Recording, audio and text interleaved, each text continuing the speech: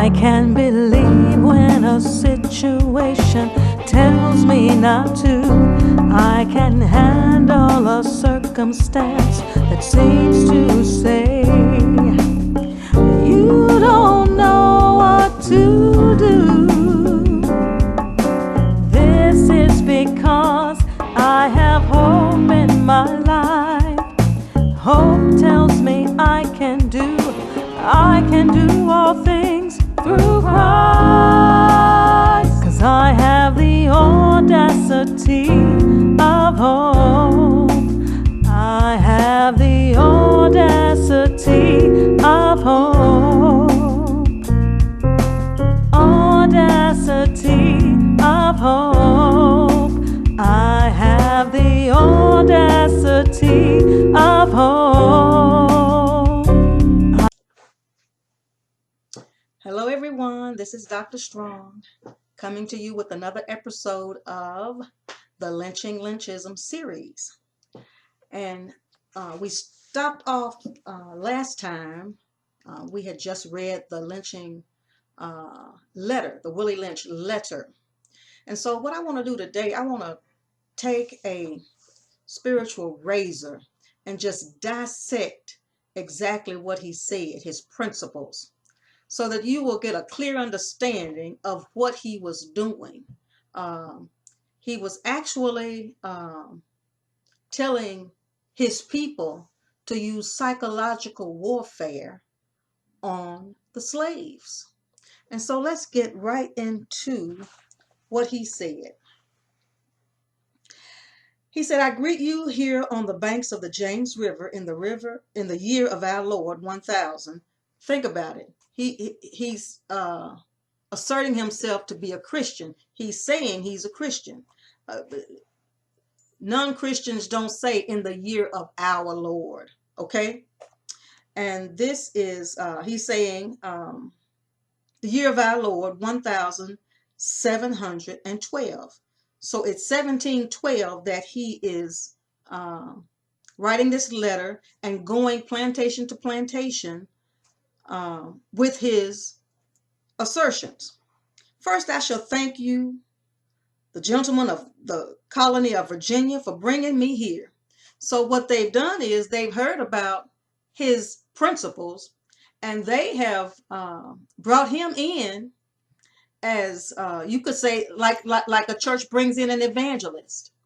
They have brought him in to teach his principles. He says, I am here to help you solve some of your problems with slaves. I'm here to, you're having problems with your slaves. I can show you how to control them. I can show you how to bring them under subjection. I can show you how to control them. And so he's talking about the slaves as though they were a herd of cattle, or as though they were a herd of sheep. He's not talking about humans. Remember, at this time, blacks were 3/5 of a person. I wonder why they didn't just go ahead and take all of your personhood. Wow, that's something to think about. He said, I'm here to help you solve some of your problems with slaves. Your invitation reached me on my modest plantation. So he has a plantation. He has slaves, and he has used these principles to keep his under control. Otherwise, he never would have been the one they called in order to come and teach them.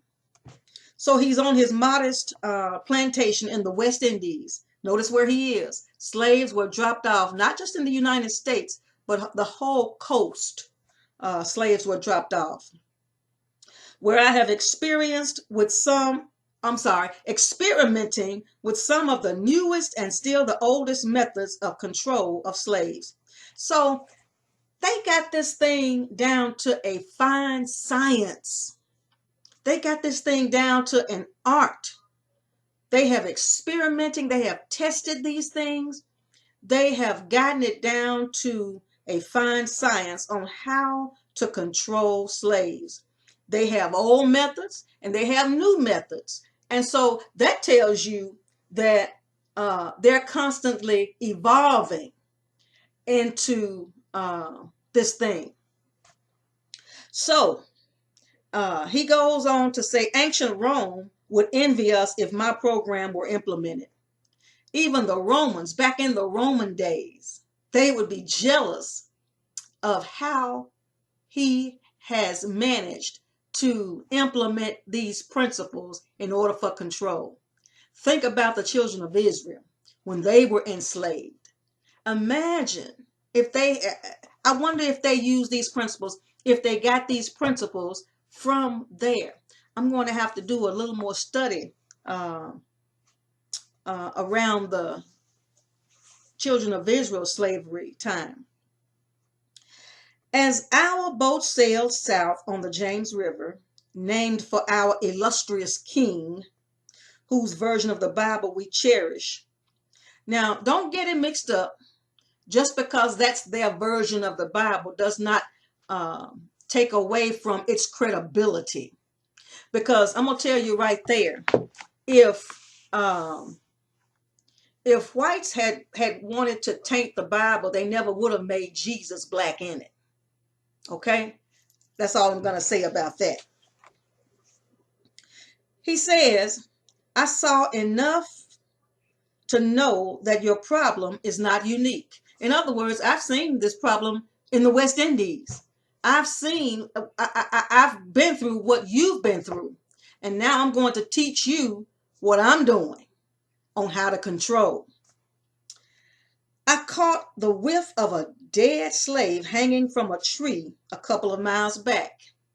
In other words, it's no big deal, but that wasn't a human life anyway. It was just a slave.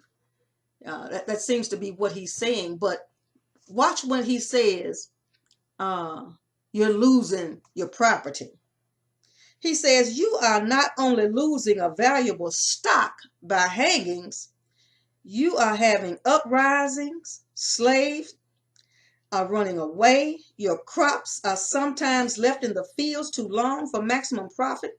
You suffer, look at this now, you suffer occasional fires and your animals are killed. Wow. You are losing valuable stock. In other words, it's just another product, or just another commodity. Just like any other commodity that you don't want to waste. You don't want to waste the commodity of slaves by hanging them, by killing them.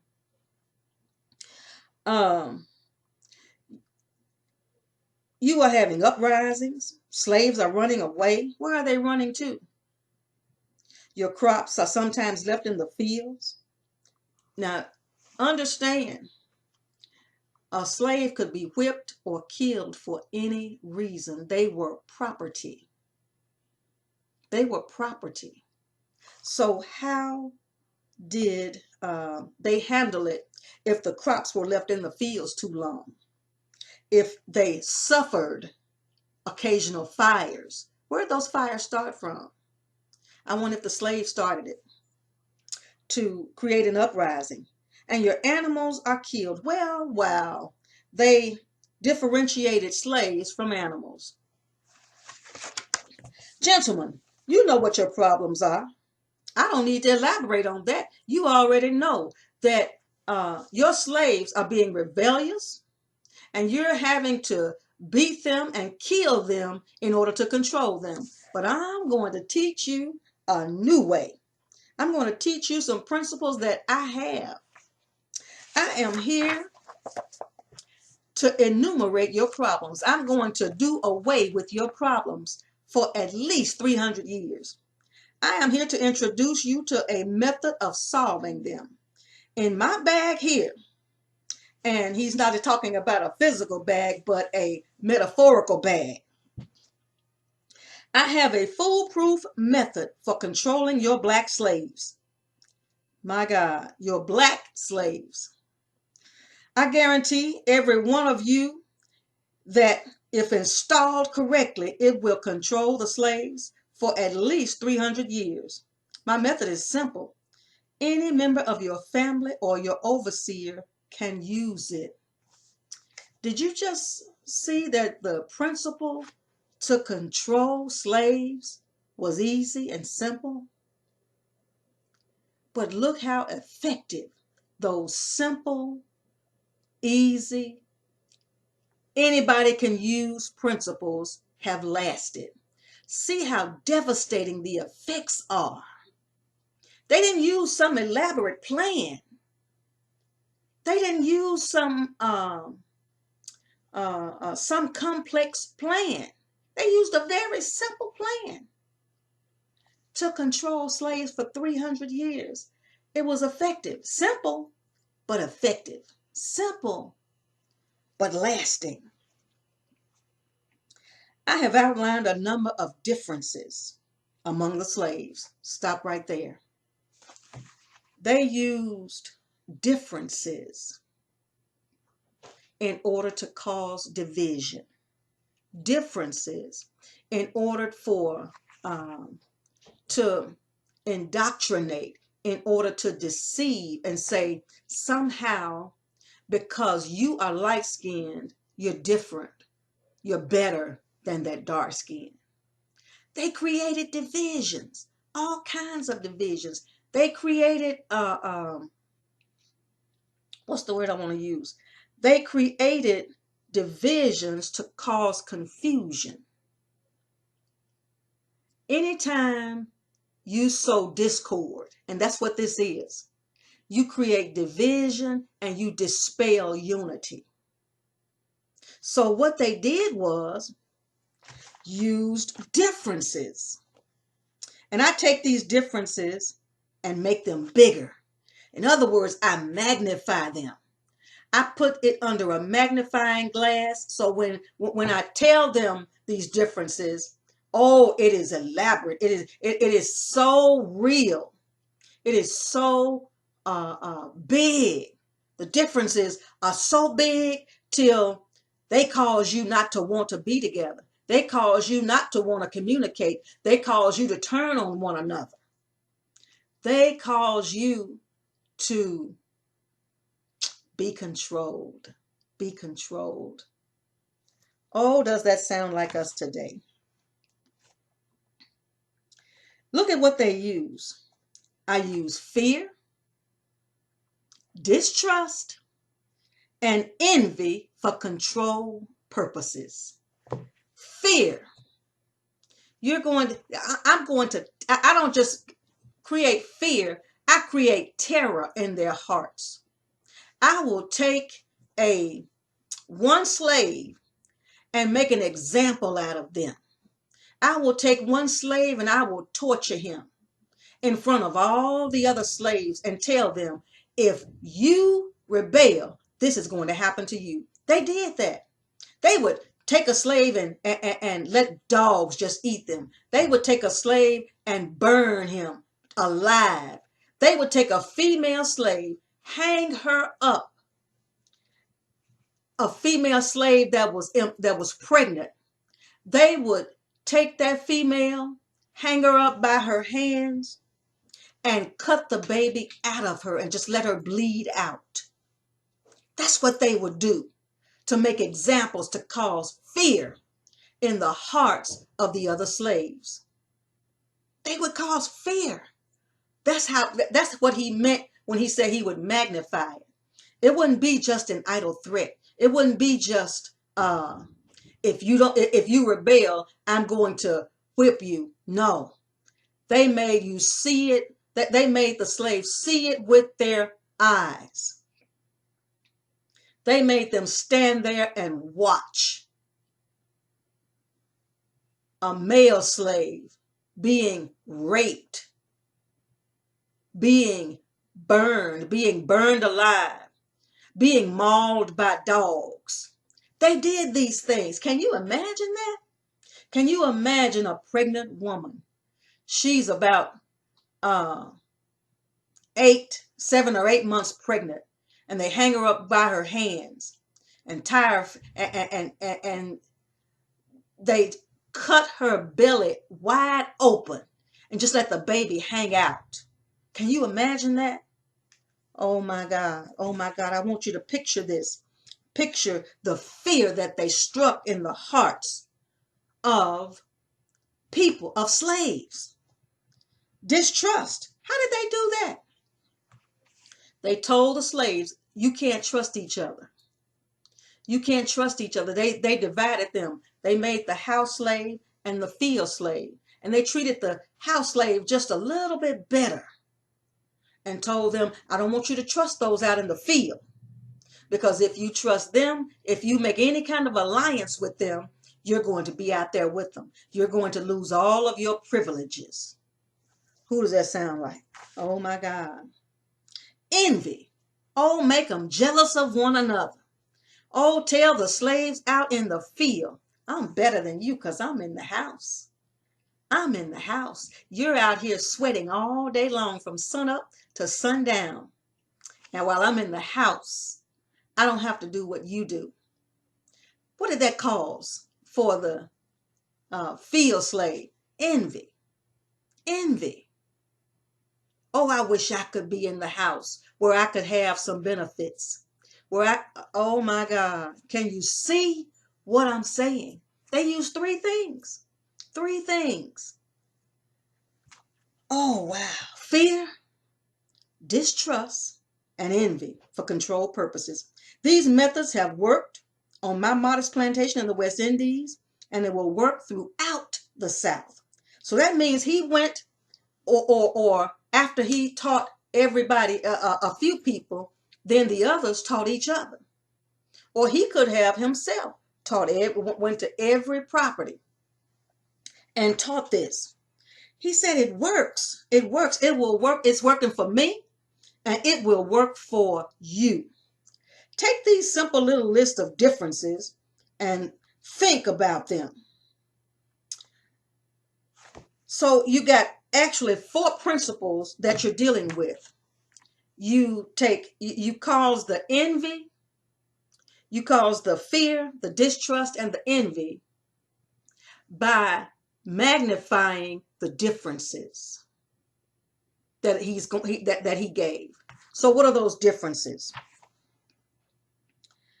On the top of my list is age, but it is not there only because it starts with an A. The second is color. Okay, so you use age.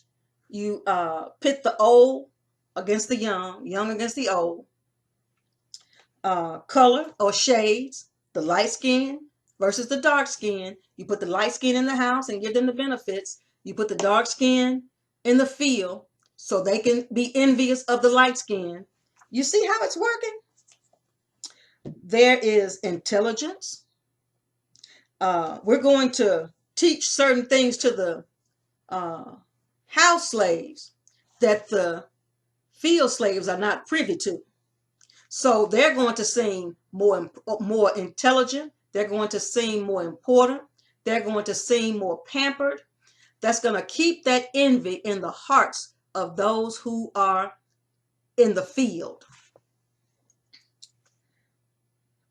Size, sex, size of plantation, status on plantation. What status did slaves have in the plant? They had a perceived status in the house. They had a perceived status. They were still slaves. But they had a perception that I'm better than somebody else. That works on jobs today. That works on jobs today. I got a special assignment that I'm doing. So somehow I'm better than you. I got a 50-cent raise and you didn't get anything. Because of my performance review, I got 25 cents and you didn't get any raise at all. That all of those things work, those differences, if you magnify them. They work. They work. Whether the slaves live in the valley, on the hill, east, west, north, south, have fine hair, coarse hair, or is tall or short. How did they get that fine hair? You know, the slave owners had babies with the slaves. Yes, they did. Yes, they did. Had babies with the slaves. So those would be the mulattoes. Those would be the house slaves. They were still slaves. Still slaves. So look, now that you have a list of differences, I shall give you an outline of action. Okay, you've got the differences. You've got what it's going to create. It's going to create fear, mistrust, and envy. So there's a process. Do you see the process developing here? He developed a process in this letter that is so strong, but we're going to develop a process in our letter that does that negates all of this. But we have got to work our new process. So let's move on quickly.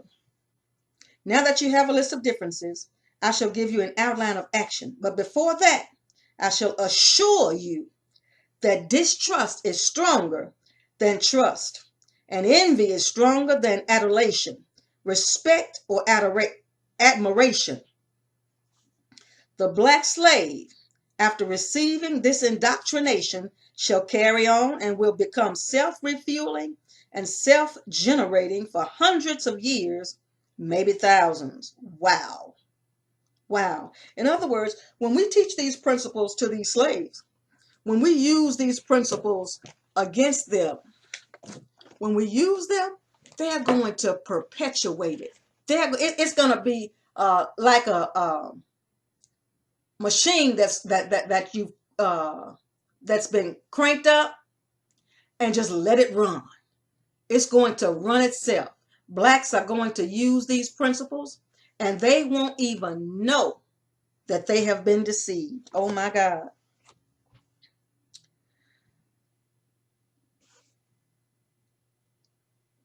All right. The black slave, after receiving this indoctrination, shall carry on and will become self-refueling and self-regenerating for hundreds of years.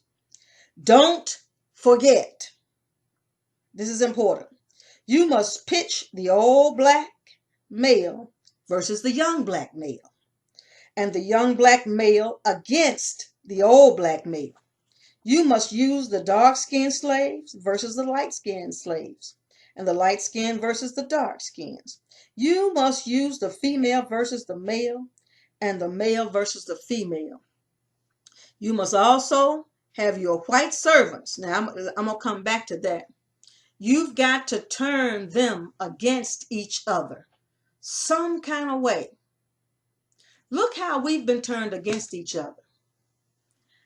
I've got a great job, and somehow I'm better than the person living in poverty now. I've got, I can afford this brand new house, but the black neighborhood is not good enough for my house to be in.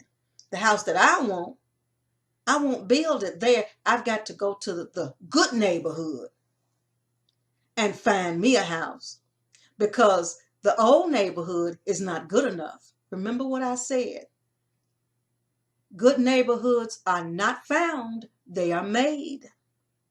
Blacks can make their own good neighborhoods just like anybody else. But we've been given the perception that somehow you arrive when you move to a white neighborhood. That's division. That's division. It's still working today. You must also have your white servants and overseers distrust all blacks. No whites were to trust any black slaves for nothing. Do you know that when at the time of slavery, blacks could not even have a private conversation? They couldn't have conversations unless a white person was present. They would make them sing songs on their way bringing the meals so that the slave owners would know that they were not eating out of their food on their way, bringing them their meals. Oh my God, it's a lot. We haven't been taught about slavery, but we need a comprehensive Black history program that's not taught in public schools. It should be taught in Black churches, Black mosques, Black community centers, by Black people. And it should be comprehensive to cover all of these kinds of things right here. All of the abuse that slaves took, all of the agony that they suffered. But it also should cover the prosperity that Blacks had after slavery. All you hear about is the bad stuff. You never hear about the millionaires, even back in the 1900s. You didn't hear about the resorts that Black people own, all the hotels. You don't hear about the Green Book, where there were that told you from coast to coast where businesses to stop at because of segregation. You couldn't stop at white hotels. There were Black hotels you could actually go to.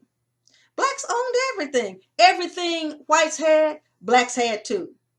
But when desegregation came about, all of a sudden, the Black hotels, the Black restaurants, the Black shops, they're no longer good enough for Black people. We're going to the white establishments.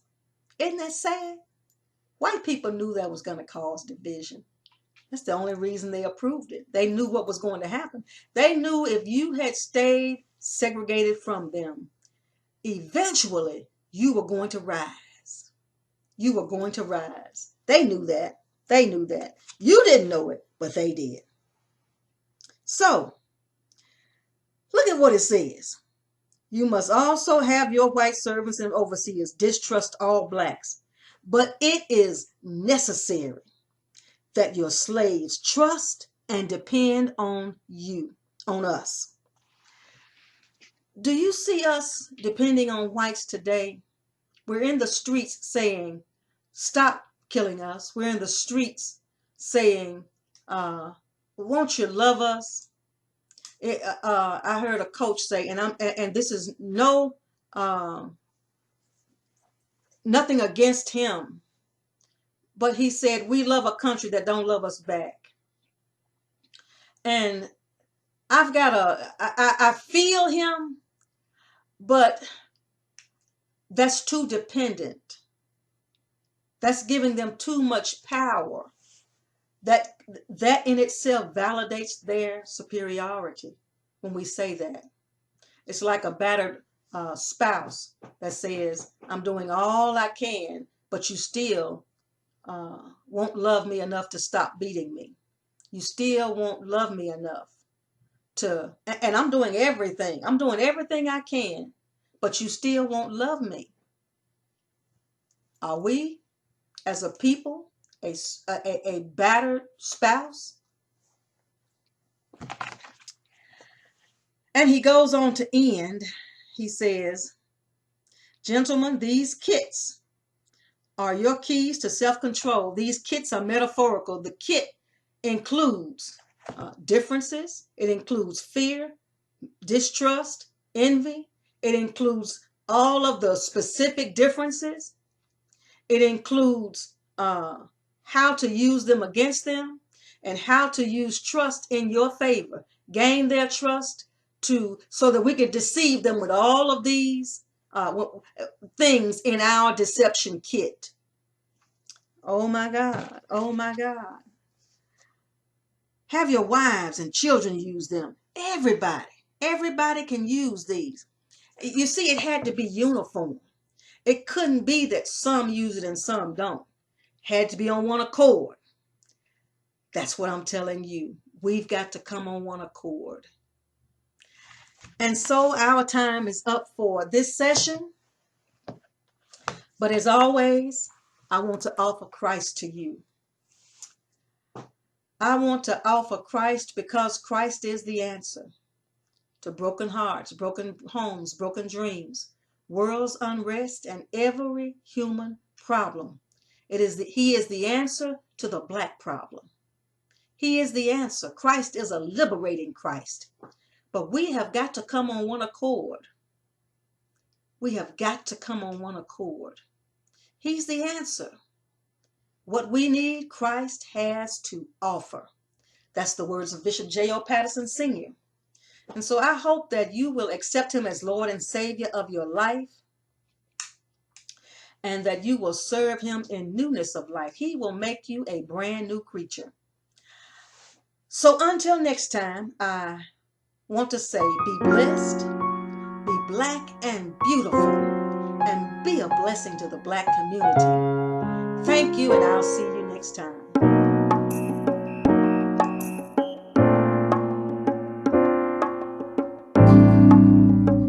I can't believe when a situation tells me not to. I can handle a circumstance that seems to say, you don't know what to do. This is because I have hope in my life. Hope tells me I can do all things through Christ. 'Cause I have the audacity of hope. I have the audacity of hope. Audacity of hope. I have the audacity of hope. I can dream the impossible, invisible's in sight, intangible is within reach. With my spirit, I can reach new heights. I can go an extra mile, strive for mastery, conquer every enemy, change my destiny. 'Cause I have the audacity of hope.